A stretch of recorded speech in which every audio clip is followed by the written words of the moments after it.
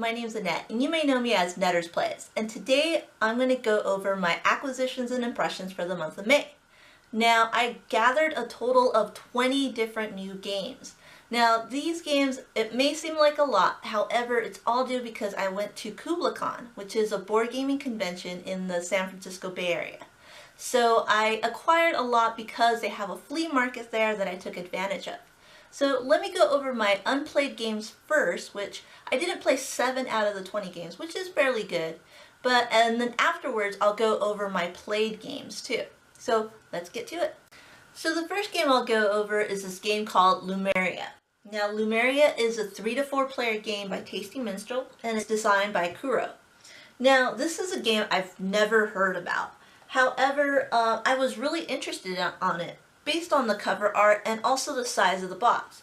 What I really liked about it is the fact that it has a small footprint. It has a small little board and a lot of little components, which are great. And the cool thing about this is that it's a resource management game, which I really like those kind of games. And you acquire these different cards or characters and you build these different buildings and such. So I haven't played this game yet, but I'm really interested in trying this out. And that game is Lemuria. The next game I also acquired is an expansion, and that is Orleans Trade and Intrigue. Now, Orleans is a game that I really enjoy. It's a bag builder game where you reach into a bag and you draw these different workers, these tokens, and then you apply them in these different areas and they do certain tasks for you. And you can go ahead and collect different resources, acquire new technology and such. So this expansion kind of expands that whole world. It creates new potential possibilities with, for example, orders. Now, orders are these cards where you can pretty much complete by acquiring these different resources and applying it to these orders in order to get points. Now, the intrigue portion of this game is a little bit different than the base game. What it adds is something a bit of a more take that kind of game, where you're pretty much going to start attacking one another and doing certain things that aren't going to favor your opponent. So, which can make the game a little bit more meaner, which I'm really interested in trying that out. So this game also adds the beneficial deed section, which is just another board where your workers can go on and do a little bit more extra stuff. So they could go ahead and kind of move in a different pathway in order to acquire different things.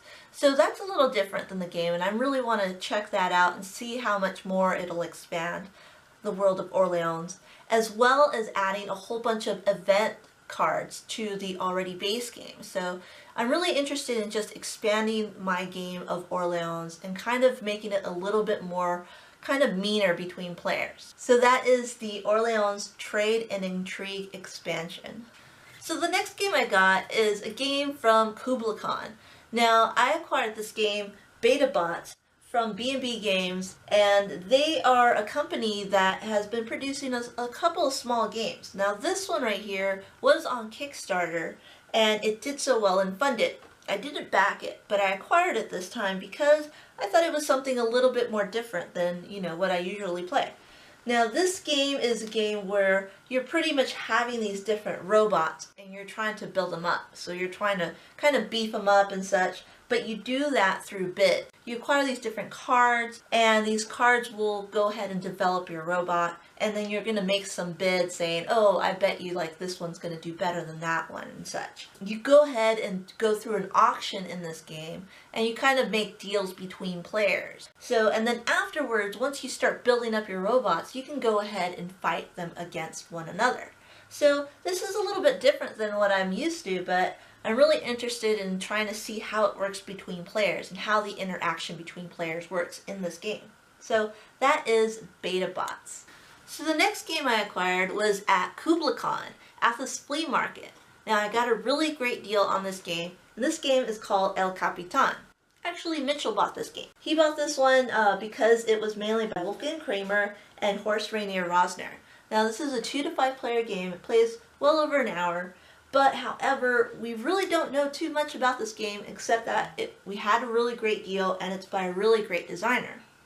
Now, this game itself, I kind of looked into it a little bit, and it's pretty much about these different warehouses that we're trying to build on these different islands. And so what we do is, as captains of these different ships, is sail to these different locations and try to build these warehouses or fortresses and gain majority on those islands. If we gain majority, then we get a big payout.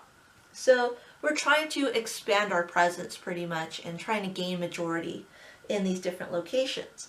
Now, of course, there's all these different possibilities of ways of how to do that in this game that I'm not familiar with, but I'm really interested in exploring this game and seeing what it's all about since I haven't heard too much about it. So that game is El Capitan. So another game that I also acquired at Kublai Khan's flea market is this game called Poseidon. Now, Poseidon is an 18xx game. Now, it doesn't look like it because it has ships and it's all about traveling all over the ocean or seas. But it's supposed to be an entry-level 18xx game. Now, I've been interested in trying out one of those games. However, I'm not very familiar with those types of games, so I would need someone that is in order to teach me, as well as investing so much time into it. Now, this kind of is a game that I was kind of familiar with because I've had so many people recommend this as an entry-level 18xx game. So in this game right here, what you're trying to do is you're trying to just move across those lands, and it's supposed to simulate the movement and the investments and everything else that is involved in an 18xx. However, it kind of makes it a little bit easier, and it also cuts the time by a lot. So this game is supposed to last about 2 hours or so. This game won't take like 4 to 6 hours, so I'm really interested in trying this game out and seeing what these 18xx games are all about. So hopefully I made a really good deal with this by checking this game out, but I'm pretty sure I did, since I got it at a fairly good price. So this other game I also acquired at the flea market, and this game is called Burano. Now, Burano is a game that I've kind of heard about. I've had several people recommend this game to me, but I haven't really looked around for it, and I actually found it at the flea market for a really good price. Now, I'm really not familiar with the game. Based on just my first impression of the components and the quality of the game, I'm really impressed with it. I really like the cardboard that's involved for every player's player board, and also the main board itself, and the big chunky cubes. Now, this game also came with the sleeved cards, which is something games don't usually come with, but because I got a used copy for a good deal, I also got my card sleeved in this game. So that's an added bonus for it. So I'm really interested in finding out what this game is more about. So definitely, if you recommend this game or if you know anything more, then just go ahead and leave a comment down below as well. So that is Burano. So now I'm going to go over the games that I did manage to play. And the first game that I will go over is this game called Solstice. Now, Solstice is a game by Grant Rodiak, and I got this off of Kickstarter. Now, the really cool thing about this that I really enjoy is the fact that I also participated in the playtesting of this game, and now it's really great to see it at its final form. Now, the cool thing about this game is that it's a simple little card game, it looks like. However, the interactions between players is really interesting. So what this game has is, it's loosely based on the theme of Dune. You have these different characters that are going to go to these different planets. And what we're trying to do is acquire different majorities on those planets to gain points. Very simple it might seem. However, what we do is we have a hand of cards of these different characters or events and such. And what we're going to do is we're going to draft. So we're going to pick one, pass it along, grab from the other, and pick and go. So then you're drafting these cards, and then once you have your set of hands, then you're going to go ahead and place them onto these planets. And this is a shared pool of planets that we're all going to place cards towards. So the interaction is going to lay in that aspect on the table, as well as the drafting aspect between players. It's a really interesting game, and it's really difficult to find out like what other players are, what they're going to take from you, what you should take, and also where you're going to place those cards that you took from one another. So it's really interesting. to see that system just played out on the table. Another cool thing about this game is that Grant also sent me these wooden chips. They're these laser cut chips that are really nice and really kind of up the value of this game and makes it more presentable and enjoyable when you play it as well. So I'm really impressed with the fact that, you know, I saw it from, it's just really like playtesting format all the way to the final format, and it's really good to see that whole progress of this one game develop. So that is the game of Solstice. The next game is being republished by Tasty Minstrel Games, and this game is called Guns&Steel. Now, Guns&Steel is a 2 to 4 player game, and it plays in about an hour or so. Now, the cool thing about this game is the fact that it's a small little card game, and it's supposed to resemble a civ building game. So a civilization game is pretty much a game that has all these different types of tech trees. You can start at one location, you can develop and expand yourself in certain different types of ways. This game is very similar to that in the sense that you have this pyramid and you're trying to acquire these cards from the bottom all the way up to the top to develop your own civilization. You grab these cards and you start playing them in front of you in a tableau, and then eventually you'll cycle through them and develop and cycle and such.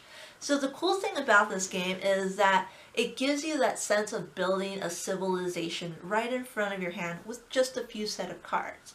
Now, I really enjoyed that because instead of playing this big huge game that takes several hours, like Civilization or like Through the Ages and stuff like that, it just compacts it down to about an hour and just a few little cards.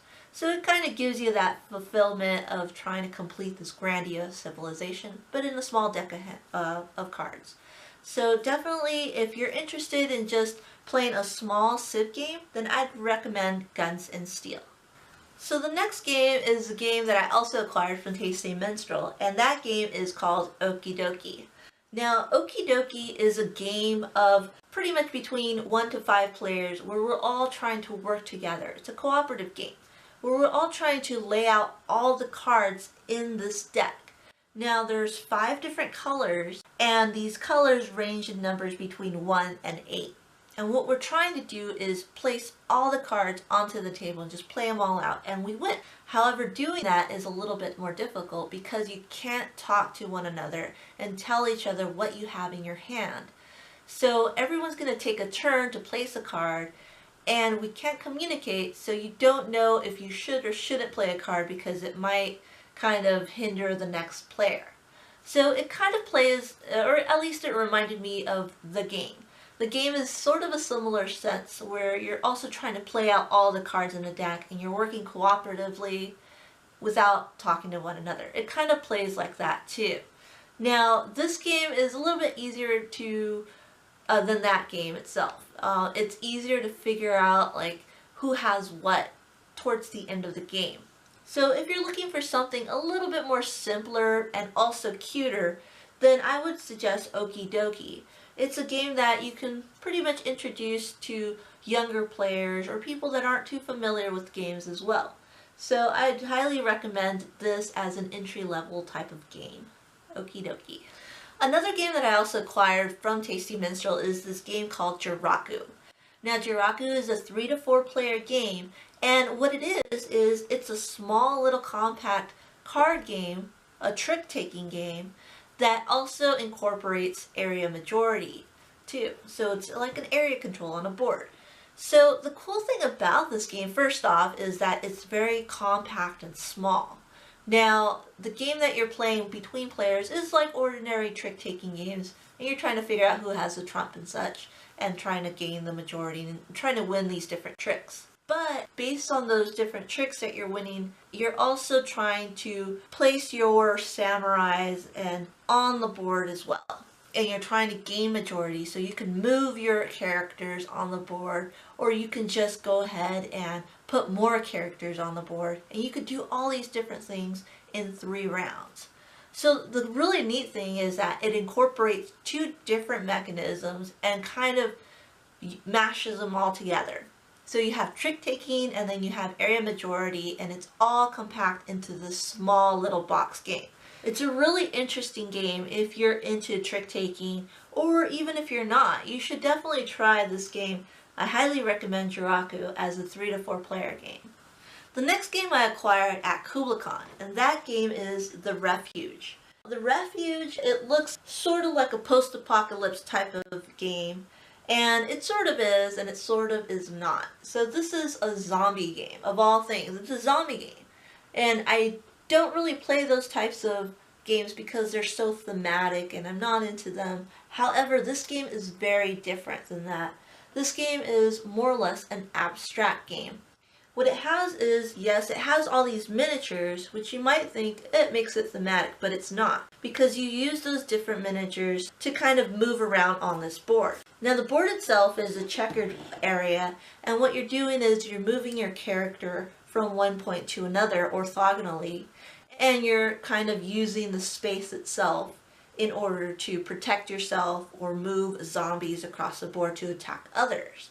What you're trying to do is go from one side of the board to the other side without getting eaten. And you could do that by acquiring these different cards, which will help you move in certain ways, or kind of protect you by, giving you a gun card or something like that to blast these zombies that are in front of you or attacking you. So you use the card plays, you use the squares on the actual board, and you also try to attack one another.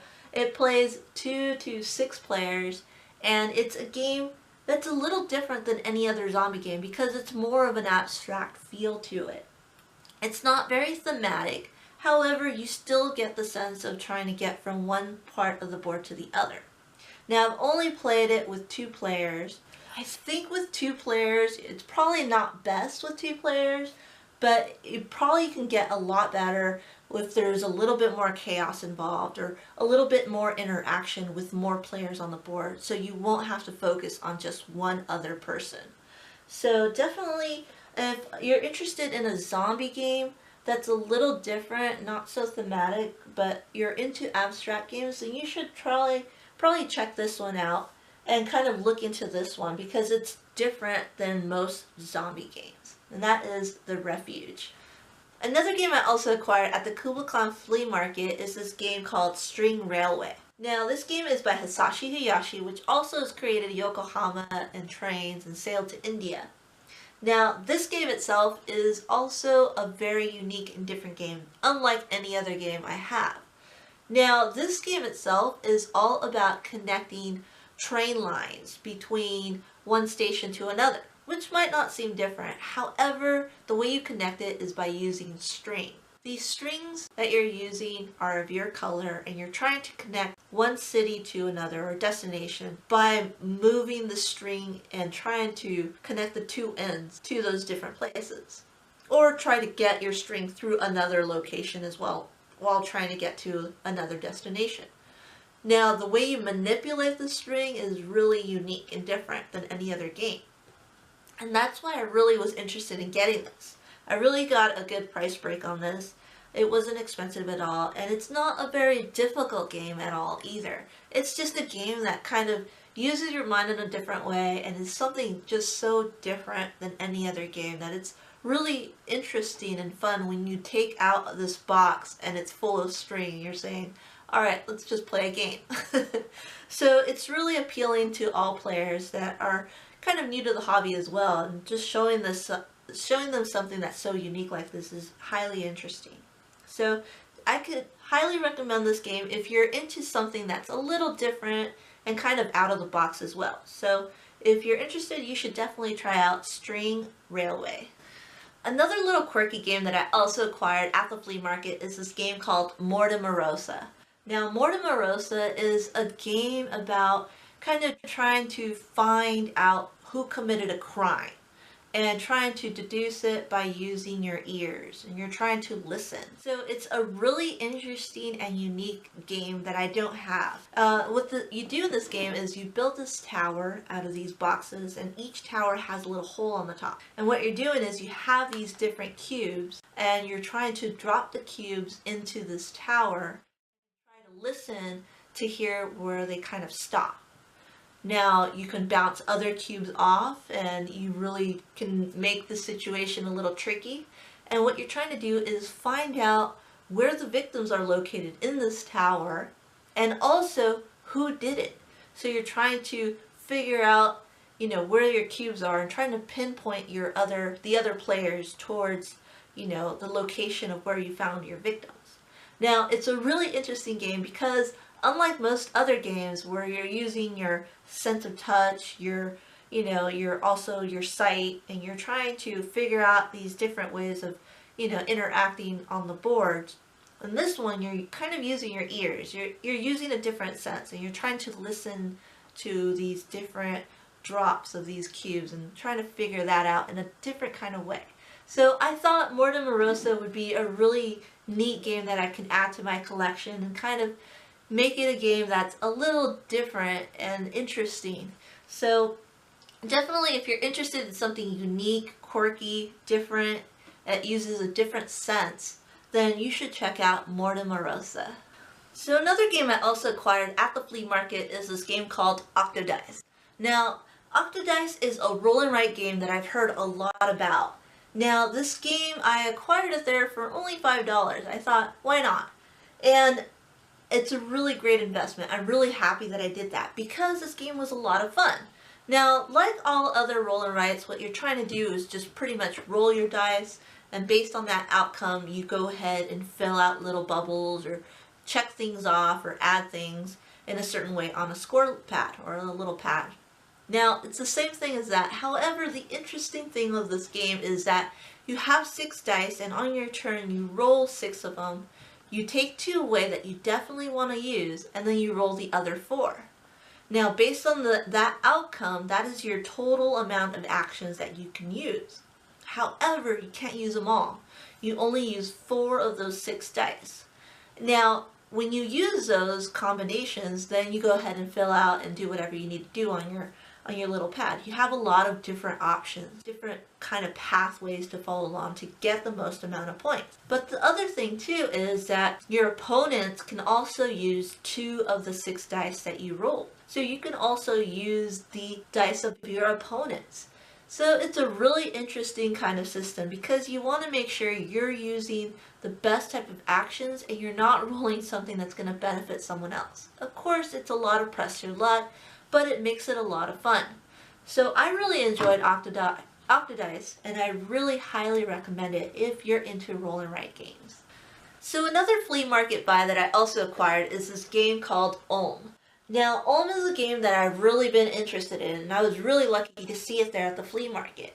Now, the cool thing about this game is that it's a 2 to 4 player game that plays in about an hour, but the really unique system of it is that it's like any other type of worker placement. However, the actions that you can use are based on these tiles. Now, you have this grid system of a 3x3 setup of tiles, and also you have these tiles in a bag. What you do is you reach into the bag, you acquire a tile, and then you can go ahead and place that tile on that grid on the edge, and either you could push a column through or a row through, and based on what's left of that column or row, you will get to use those actions. Now, those actions mean that you can acquire different coins, or you can go ahead and place your token at a location on the board, or you can move your little ship about, and the ship, you know, the farther you get along, the more points you will get. However, the faster you push along, the less space you can use on the board. So you kind of have to manage that balance. It's a really interesting, unique little game. And what I really like about it is that it really does play in an hour. I read the rules, we played it from beginning to end, and it was all within an hour. So it's a really fast-paced game.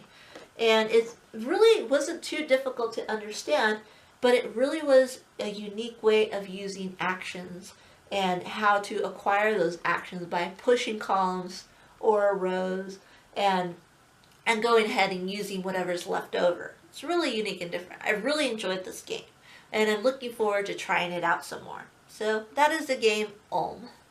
Another game that I also acquired is a game that my friend brought over from Europe. Now, he brought me this game called 21. Now, 21 is a small little roll and write game that is sort of similar to Quicks and Quinto and that kind of line of game where you're rolling these dice and you're trying to move in a certain direction. So like Quicks, you're trying to go from left to right or from high number to low number or low number to high number. And this one, what you're trying to do is move along these different rows. So you're trying to complete these different rows and then you're trying to fill that up in order to move to the bottom row below that. And you're kind of racing with other players while you're trying to get the most amount of points from each row. Now, I also made a video on how to play this game and what I really like about it, so you can also check that out if you want to look more into this game. But I've really been enjoying this game as a roll and write. It's really easy and simple to introduce. You can play it in about 15 minutes, and it's really fun. It plays 2 to 6 players, and if you're by any chance in Europe, I don't think this is released in North America yet, but hopefully it'll get picked up. But if you're into like roll and write games, then you should definitely check this one out. It's called 21. So another game I also acquired from my friend in Europe is this game called Number 9. Now, Number 9 was my favorite game of this last month because it's a game that I taught to so many people. I taught it to over 20 people. But what I really enjoyed about this game is just how to jump into the game and just easily introduce it to someone. And the other thing too is that it's really mathy and really puzzling. You find yourself, even though you're playing solo, you still find yourself kind of involved in figuring out how to place these tiles in different ways and how to stack them up. So it's a really interesting kind of puzzle game. And the good thing about this game is that it also got picked up by Z-Man Games. So this game is not going to just be in Europe, but it's also going to come to North America and hopefully around the world because it's such a great game. I really enjoyed it. And this game is called Number 9. So at the end of May, I also went on vacation, and I went up to Portland, Oregon, and I also went through Washington and ended up in Seattle. And one of the games that I acquired while on vacation is called Morels. Now, Morels is a 2-player game only, and it's a really small card game. However, the theme is very unique, and it seemed really appropriate for us to play. Now, this game itself is about going into a forest, and you're going to be foraging these different mushrooms, and you get to cook them up, and you also are just trying to go ahead and gather these different sets and types of mushrooms. Now, it's a really interesting little card game with a unique theme, and I've been wanting to get this game. I backed the expansion, but I didn't have the base game, so now I have it. And the really neat thing about this is that it's just so unique and different with theme, and it was a really interesting little card game that I think I could just take this game with me wherever I go on vacation again. It's a really interesting little card, like set collection type of game, and with a really interesting just artwork itself and the way you play it. I really enjoyed it. It's a very casual kind of 2-player game. So I highly recommend Morels. If you're into 2-player games, I really suggest that you get this game. So this next game is the last game that I acquired for the month of May, and that game is called BarenPark. Now, BarenPark was a game that I picked up in Portland while I was visiting Tiffany and Steve. Tiffany is the one-tar. She also has a YouTube channel, which I'll go ahead and link below. But what I really was interested in, she saw it, she picked it up, and then she also picked up another copy for Suzanne. And she picked up one and saying, "Hey, Annette, I got you a job that you need to go deliver this one to Seattle." So, so I was going to go ahead and deliver that to her. And before we even left, I picked up a copy for myself. So a total of 3 copies of BarenPark was picked up that day. And so I had to have my own copy because I wanted to see what this game was all about. Now, BarenPark is about you pretty much building a bear park. And this place actually exists in Switzerland. And the cool thing about this is that it's a tile placement game. But the tiles are all different shapes and sizes, and they have different types of bears on them, meaning different types of points. And what you're trying to do is just kind of expand your park and lay these different tiles and gain the most amount of points. And you lay a tile over these different icons on these different boards. So every time you cover up a tile, you're going to go ahead and acquire a new tile to place later. Now, this game itself, I also made a video about it because I really enjoyed it. So if you're interested in learning more, you can also watch that video. However, this game I found was really fun and interesting and easy to introduce. I think this game will probably kind of be my go-to gateway tile placement game. It'll kind of outbeat the Cottage Garden game, which is really unique because I really enjoy Cottage Garden, at least introducing it to people because of the theme. But also making a BarenPark is very thematic and very fun and enjoyable to introduce to a new gamer. So definitely if you're looking into a gateway game, also that is all about tile placement in a really unique and different way, I'd highly recommend BarenPark. Well, those are all the games that I acquired for the month of May. And I know it's a lot, but then again, I also went on vacation, I had friends visiting, and I went to a board gaming convention. So it might seem like a lot, but it's because I had so many interesting and different opportunities to get games itself. So thank you so much for watching this video. Also remember, you can subscribe, you can like, and leave comments down below to any other recommendations or anything else that you enjoy about these games that I presented today. Also, you can follow me on Meeples Included. I'm on Instagram, I'm on Twitter or Facebook as well. I'm also doing a segment on the Board Game Breakfast for the Dice Tower. And also, I'm a part of the Instagamers Network. So you can follow me at all these different links down below in the description. So thank you so much, and I'll see you next time. Bye!